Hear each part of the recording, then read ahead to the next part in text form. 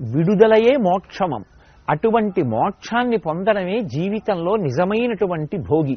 అటు ఆధ్యాత్మికంగా భగవంతుని యొక్క అనుగ్రహాన్ని సంపాదించుకోవడానికి కావలసినటువంటి కాలము అయి ఉండడం ఒకెత్తు, లౌకికమైనటువంటి కోర్కెలకి మేం దూరంగా ఉండి ఆంతరమునందు భగవంతుడికి దగ్గరగా ఈశ్వరకామం పెంచుకుంటామని చెప్పడానికి సూచనగా భోగిమంట అని వేస్తారు. ప్రతి వీధిలో భోగిమంట వేసి అందులో కట్టెలు, ఆవు పేడతో చేసినటువంటి పిడకలు వేస్తూ ఉంటారు.